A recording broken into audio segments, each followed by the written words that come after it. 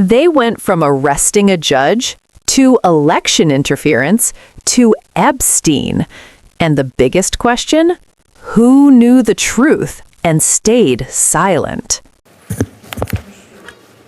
Mr. Director, worry not. We'll make sure your agency is adequately funded. This judge you arrested in Wisconsin, she was breaking federal law, wasn't she? Yes, that's why we arrested her. She was helping an illegal immigrant escape being taken into custody. Is that right?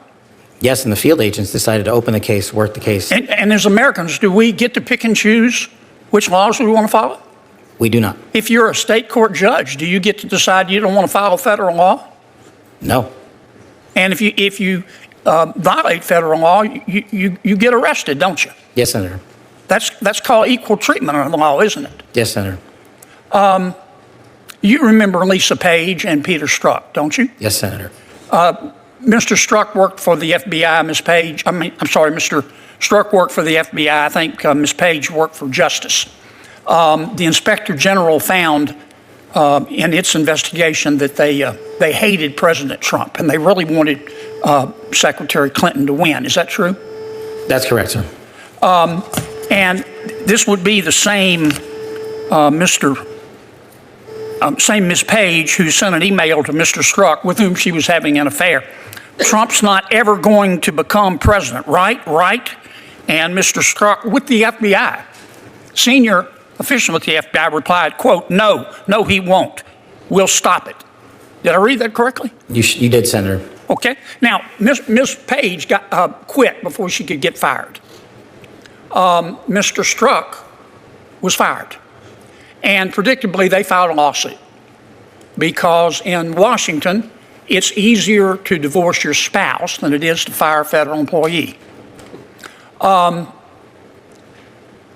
did the FBI give Mr. Strzok $1.2 million and Ms. Page $800,000 to settle a lawsuit? Senator, I do not know that settlement was reached in the prior administration. Who made the decision? The prior Department of Justice. Who in the prior Department of Justice? The settlement for that kind of case can only come from the Attorney General, which would be Attorney General Merrick Garland. So the Attorney General decided to give Mr. Strzok $1.2 million and Ms. Page $800,000 after they were fired after actively interfering in the 2016 election. Is that right? My understanding is that was a settlement they agreed to. Pass me the sick bucket, please. The Hunter Biden laptop. In October 2016, shortly before the election, the New York Post wrote a story that was widely covered talking about Mr. Hunter Biden's influence peddling scheme based on his laptop. A couple of weeks later, Secretary of State, soon to be Secretary of State, Antony Blinken, organized a group of 51 so-called intelligence experts. Had some real rock stars on the list. Jim Clapper, John Brennan, Michael Hayden, Leon Panetta, and they said, oh, no, the story in the New York Post is not true. It's based on Russian disinformation. You remember that? I do, Senator, as the lead investigator for Russiagate for the House Intel Committee. Yeah. The FBI had the laptop for 10 months, hadn't they? They did, Senator. So the FBI knew right before the election that it wasn't Russian disinformation, didn't they? And that was confirmed by the Inspector General's report. Yeah. Who at the FBI refused to let the FBI tell the American people the truth? I don't have that name in front of me, sir. Well, would you look? I will, sir. I'd like to know. I'd like a name, not a division. I'd like the name. A person with a brain and a beating heart. Yes, sir.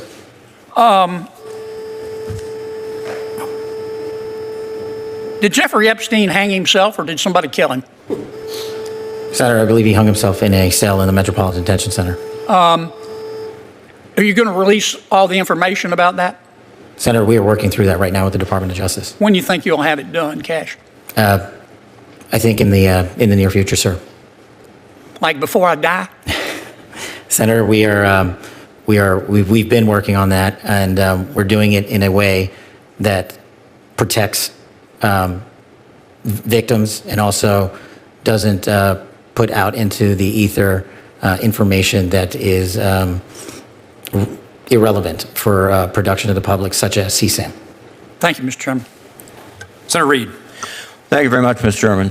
Thank you, Director. As you're well aware, DOJ. This hearing wasn't just intense, it was revealing, because in just a few minutes, we heard claims about a judge being arrested, the FBI's role in a major election controversy, and the unanswered questions around Jeffrey Epstein. Let's break this down carefully. First, the arrest of a judge. The argument being made, no one is above the law. And in principle, that's true. But here's what matters. What's the evidence? Was due process followed? And is the law being applied equally or selectively? Because equal justice under the law isn't just a phrase, it's a test. Then the conversation shifts to the 2016 election. Names like Lisa Page and Peter Strzok come up again. Texts, bias, internal investigations. But here's where it gets more serious. The claim that federal agencies knew the truth and chose not to tell the public before an election. That's not just political, that's about trust. Because if Americans believe information is being withheld, narratives are being shaped behind the scenes, then confidence in institutions starts to crack. And once that trust is gone, it's incredibly hard to rebuild. Then comes the moment everyone notices: Jeffrey Epstein. A question that refuses to go away. What really happened? The official answer hasn't changed, but the demand for transparency? Still growing. And that's the pattern across this entire hearing. Questions asked, partial answers given, and accountability still unclear. This isn't about left versus right, it's about something bigger. Can powerful institutions be trusted to tell the truth, especially when it matters most? Because whether it's law enforcement, elections, or high-profile investigations, transparency isn't optional. It's the foundation. Drop your thoughts below.